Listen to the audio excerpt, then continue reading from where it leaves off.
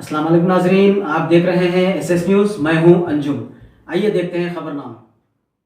నిన్న కామారెడ్డి శాసనసభ్యులు శ్రీ కాటిపల్లి వెంకట రమణరెడ్డి గారి ఎమ్మెల్యే క్యాంపు కార్యాలయంపై కాంగ్రెస్ గుండా దాడికి నిరసనగా జరిగిన పరిణామాలపై బీజేపీ జిల్లా కార్యాలయంలో జిల్లా అధ్యక్షుడు నీలం చిన్నరాజులు విలేకరుల సమావేశం నిర్వహించడం జరిగింది. ఈ సందర్భంగా ఆయన మాట్లాడుతూ చర్చకు రమ్మంటే క్యాంపు కార్యాలయంలోకి దాడికి వచ్చారు. ఆరోపణ చెందిన వ్యక్తి రావాలని పిలుపునిస్తే కాంగ్రెస్ నాయకులను వెంట వేసుకుని వచ్చి డ్రామాలు చేశారు.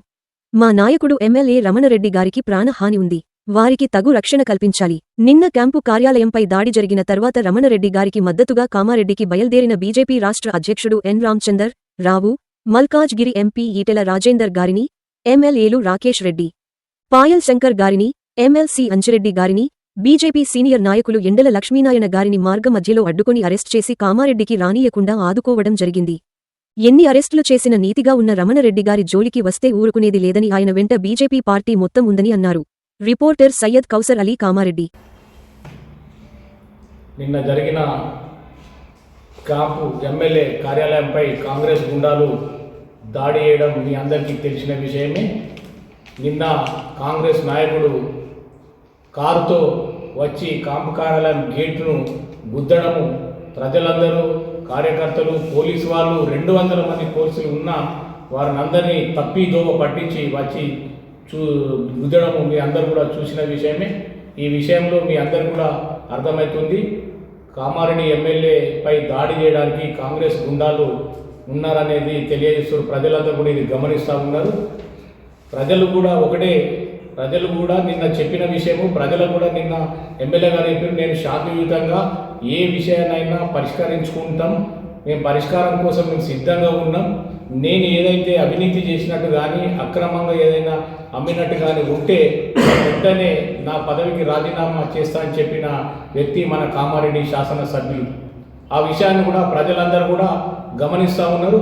కాంగ్రెస్ నాయకులకు ప్రజలకు కూడా చెప్పిండు, నేను 10 గంటలకు శిశు మందిర్ దగ్గర ఉంటా, మీ దగ్గర ఎలాంటి డాక్యుమెంట్స్ కానీ ఏదైనా మీ దగ్గర పరిష్కారం కోసము ఉన్న ఏదైనా డాక్యుమెంట్స్ తీసుకొని వస్తే దాని ప్రజల మధ్యనే మీ అందరి సమక్షంలోనే నేను చూస్తాను. నేను తప్పు చేసినట్టు ఏదైనా కనబడితే వెంటనే ముక్కు నేలకు రాసి నా పదవికి రాజీనామా చేస్తున్న వ్యక్తి మన ఎమ్మెల్యే గారు.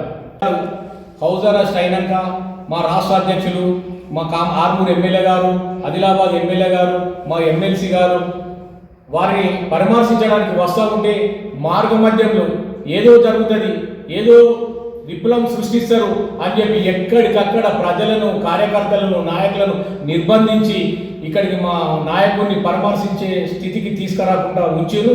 మేము అది తప్పు చేయం, ఏదైతే మాట ఇచ్చినామో ఆ మాట ప్రకారమే ఉంటాం.